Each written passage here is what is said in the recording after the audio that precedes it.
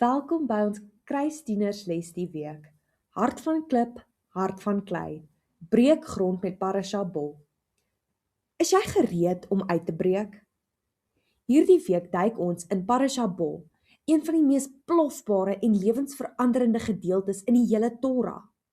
Die atmosfeer in Egipte kraak van spanning. 'n Volk is vir 430 jaar vasgevang in die modder van slawerny. 'n Koning met 'n hart so hard soos klip weier om te buig. En te midde van hierdie intense konfrontasie is die God van die heelal op die punt om die gordyn terug te ruk en sy krag op die wêreldverhoog te openbaar. Hierdie antieke verhaal is nie net 'n geskiedenisles nie. Dit is 'n bloudruk vir jou vryheid. Wat is die Egipte wat jou terughou? Watter slawerny van vrees, gewoonte of twyfel hou jou vas? Hierdie jaar is ons tema by die kruisdieners van Houtkruis Gemeente, die olyfboom, wortels in Yeshua, olie vir die wêreld. En hierdie studie is die kritieke eerste fase van groei, die intense, maar absoluut noodsaaklike voorbereiding van die grond. Voordat enige saad geplant kan word, moet die harde, onvrugbare grond gebreek word. So kom ons gryp ons grawe, want ons gaan diep delf in die betekenis agter hierdie parasha se naam. In die Bybel is name nooit toevallig nie. Woorde het krag, en die naam van elke Torah gedeelte, of parasha, is soos 'n sleutel wat die sentrale tema van hierdie skrifgedeelte ontsluit. Dit gee ons 'n fokuspunt, 'n lens waardeur ons die hele storie kan verstaan. Die naam van hierdie week se parasha is propvol goddelike intensie. Die Hebreëse woord is Bo. In Eksodus 10 vers 1 sê God vir Moses, Bo el Farao, wat direk vertaal word as gaan in na Farao. Dit is nie 'n passiewe voorstel nie, dis 'n dinamiese, konfronterende opdrag. Dit is nie die gewone Hebreëse woord vir gaan, wat bloot beweging impliseer nie. Bo beteken gaan in, betree, penetreer. Dit is God se uitnodiging aan Moses en aan ons, om nie weg te beweeg van konfrontasie nie, maar om moedig die hart van die probleem te betree. Meer nog, Bo is die goddelike opdrag om 'n nuwe fase van geloof en groei te betree. Dit is die roepstem wat sê, staan op, gaan in, jou tyd van slawerny is verby. Dit is tyd om in jou vryheid en jou doel te beweeg. Hierdie parasha dek die Bybelse gedeelte van Eksodus 10 vers 1 tot 13 vers 16. Dit is die dramatiese klimaks van die 10 plaae wat die laaste 3 verwoestende oordeele oor Egipte insluit. Maar dit is ook die begin van iets heeltemal nuuts. Te midde van die chaos gee God die instruksies vir die heel eerste Pasga en die fees van ongesuurde brode. Die bloudruk vir Israel se nuwe identiteit as 'n vrygekoopte volk. Voordat Israel egter hierdie gaan in opdrag kon uitvoer, moes die grond van Egipte en die harde klip van Farao se hart eers deur God se ploeg oopgeskeur word. Voordat ons enigiets in ons lewens kan plant wat gaan groei, moet ons eers die toestand van ons grond, ons harte, diagnoseer. Ons olyfboomsaadjie kan onmoontlik in klippe groei. Dit het sagte, vrugbare grond nodig. Die laaste 3 plaae was nie net liekrake strawwe nie. Dit was 'n strategiese en doelgerigte proses van grondvoorbereiding. Elke plaag was 'n doelbewuste aanval van God se ploeg, wat die klip van Egipte se trots en afgodery oopgeskeur het. God was besig om die harde grond te breek, sodat sy volk kon uitkom. In die gelykenis van die saaier, Matteus 13, is Farao se hart presies daardie klipperige grond.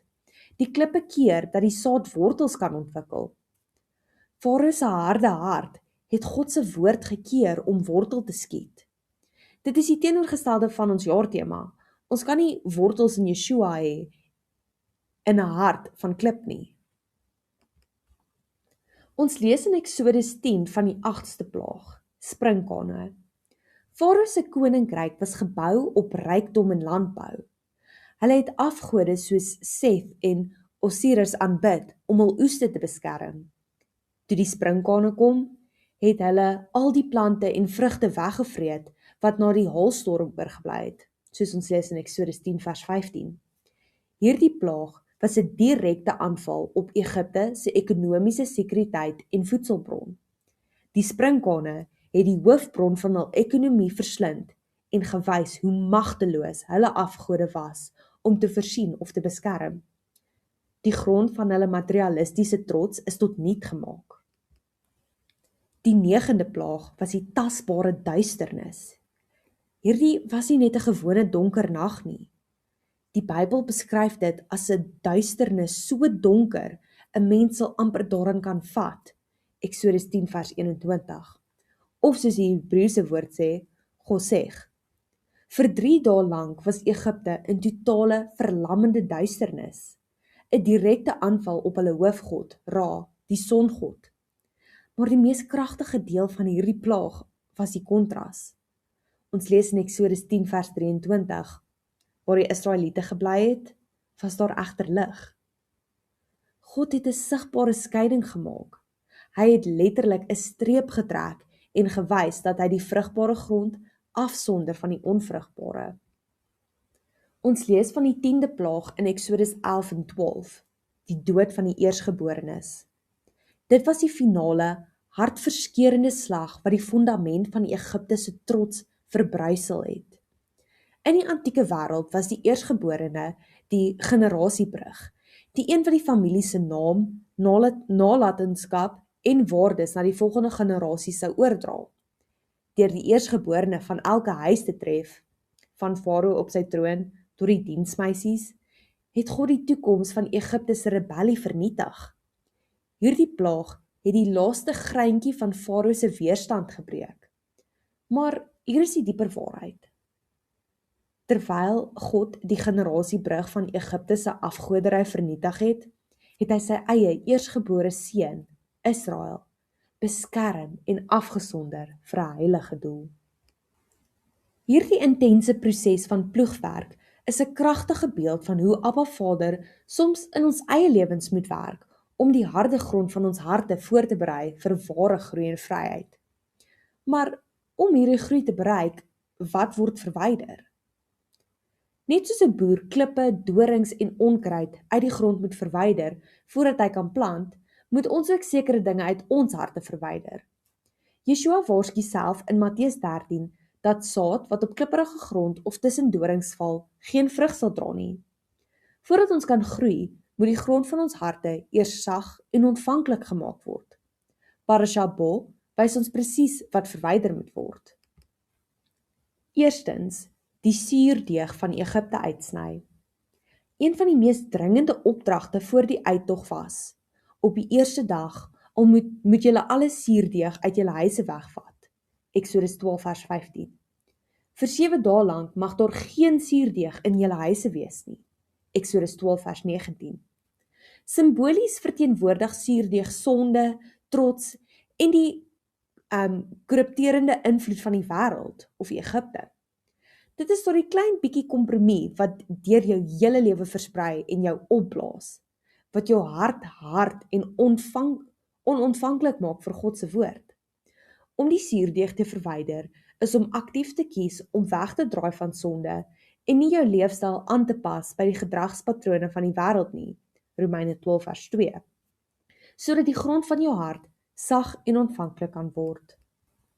En tweedens, om vir Farao se gevaarlike kompromie nee voor te sê. Farao het probeer onderhandel. Eers het hy gesê, net die mans mag gaan, Eksodus 10 vers 11. Toe die duisternis kom, het hy weer probeer. Julle vrou en kinders kan maar saam met julle gaan, net julle beeste en skape moet hier bly, Eksodus 10 vers 24. Hierdie kompromie is die klippe en dorings in ons geestelike grond. Die net die mans mag gaan kompromie is soos om God net op sekere dae in jou lewe toe te laat, maar om hom uit jou skool en jou vriendskappe te hou. Die los die diere agter kompromie is om God jou hart te gee, maar nie jou finansies, jou gewoontes of jou toekomsplanne nie. Moses se antwoord stel die standaard vir ons eie grondvoorbereiding. Ons lees in Eksodus 10 vers 26. Al ons diere moet saam met ons gaan. Daar kan nie een klou agterbly nie. Dis totale toewyding. Geen kompromie. Alle suurdeeg uit. Alle klippe verwyder. 'n Hart wat vir God oop is, onderhandel nie. Dit gee alles oor. Sodra die grond skoongemaak is van alles wat groei kan verhinder, is dit gereed vir die plant van God se nuwe lewe. En dan derdens, word 'n lewende offer. Farao het sy kliphart teen God verhard. God vra van ons die teenoorgestelde. Die apostel Paulus som dit perfek op in Romeine 12 vers 1 tot 2. Gee dan julleself aan hom as 'n lewende en heilige offer. Dit is die soort offer waarvan hy hou. Laat God julle omvorm deurdat hy julle denkpatrone vernuwe. Klip weerstaan die potterbakker. Dit moet gebreek word. Klei daarenteen is buigsaam en reageer op die geringste aanraking van die pottebakker se hande. Om 'n lewende offer te wees, is om te kies om klei te wees. Vormbaar, bruikbaar en gewillig. Dit is om te sê, Here, hier is ek, vorm my, verander my. Dit is die teenoorgestelde van Farao se hardkoppigheid en die hartstoestand wat ware groei moontlik maak. Romeine 12 vers 1 tot 2 sê ons moet onsself gee as 'n lewende offer. Hier is die catch. Olie word slegs geproduseer wanneer olywe fyn gedruk word. Geen drukking, geen olie. As jy jou denkpatrone laat vernuwe en jouself as 'n offer gee, is daar die crushing, om nee te sê vir die wêreldse patrone, presies wat die olie van die Heilige Gees in jou lewe laat vloei. Dit verseker dat jou geestelike battery nooit pap word nie, soos ons leer in Yeshua se gelykenis van die 10 maagde in Matteus 25. Al 10 het lampe, maar net die 5 verstandiges het genoeg olie gehad om saam met die bruidegom die bruilofsfees by te woon. Aan die 5 onverstandiges het die bruidegom gesê, ek ken julle glad nie. Om ekstra olie te hê, is 'n produk van 'n goed versorgde olyfboom. God los die voorbereide grond nooit leeg nie. Onmiddellik nadat hy die opdrag gee om die negatiewe te verwyder, voorsien hy die sade van 'n nuwe identiteit en doel. Hierdie sade word gevind in die instruksies van die heel eerste Pasga, deur die beskerming van die lam se bloed. Die opdrag was duidelik. Julle moet van die lammetjie se bloed vat en daarvan smeer aan die bokant en sykante van die kusyn van die huis se voordeur. Eksodus 12 vers 7. Hierdie handeling was die eerste saad wat in die voorbereide grond van Israel se nuwe lewe geplant is. Die saad van verlossing en beskerming. Daardie bloed het die huis geheilig, dit afgesonder en dit gemerk as 'n plek waar die dood moes verbygaan. Dit wys direk vooruit na die beskerming en verlossing wat ons vind in die bloed van Yeshua, die volmaakte lam van God, wat vir ons geslag is. Direk na die uittog gee God hierdie beginsel in Eksodus 13 vers 2. Elke oudste seun in Israel moet aan my opgedra word. Die een wat eerste gebore word, behoort aan my.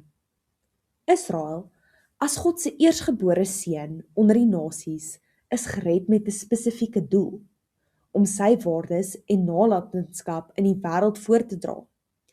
Hulle is nie net van slawerny gered nie, hulle is vir 'n doel gered. Hierdie saad van doel word ook in ons harte geplant. As gelowiges in Yeshua is ons gered, vrygekoop en afgesonder vir 'n heilige doel.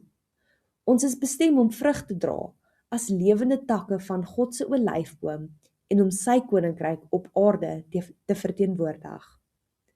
Nou is dit tyd om hierdie kragtige waarhede van die bladsy af te haal en dit in die grond van jou eie hart te plant. Hierdie jaar het ons jou uitgenooi om 'n groeijoernaal by te hou om jou reis met die olyfboom tema te dokumenteer. Gebruik hierdie tyd om die lesse van Parasha Bo persoonlik te maak. Vra die Heilige Gees om jou hart oop te maak terwyl jy oor hierdie vrae dink en jou antwoorde neerskryf. Eerstens, breek die harde grond. Watter hardkoppigheid, vrese of kompromieë in jou lewe voel soos Farao se hart van klip? Wees eerlik met jouself en met God. Vra hom om jou te wys waar sy ploegwerk besig is om daardie areas oop te breek, sodat jy waarlik vry kan wees. Tweedens, verwyder die suurdeeg. Wat is die suurdeeg? Slegte gewoontes, negatiewe invloede, trots, wat jy aktief uit jou lewe moet verwyder om die grond van jou hart sag en ontvanklik vir God se woord te maak. Skryf een praktiese stap neer wat jy hierdie week kan neem om te begin. En derdens, plant jou doel. Hoe verander die wete dat jy deur die bloed van die lam, Yeshua, gered en afgesonder is vir 'n doel, jou siening van jouself. Skryf neer hoe hierdie waarheid jou die moed gee om as 'n eersgeborene vir God te leef, afgesonder, heilig, doelgerig en bestem om vrug te dra. Parasha Bo is die goddelike patroon vir ons eie bevryding. Dit is die noodsaaklike en soms moeilike proses van grondvoorbereiding wat alle toekomstige groei in Yeshua moontlik maak. Die harde klei is gebreek, die suurdeeg en klippe is verwyder, en die sade van verlossing en doel is in die voorbereide grond geplant. Die uittog is nie die einde nie. Dit is die eerste asemteug van vryheid. Die grond is gebreek. Die uittog het begin. Nou is ons gereed vir die ware wonderwerk, om te sien hoe Abba Vader 'n lewende saailing in die voorbereide grond van ons harte plant. Dan kan ons diep wortels in Yeshua groei, sodat ons uiteindelik 'n oes kan lewer wat olie vir die wêreld word. Shalom.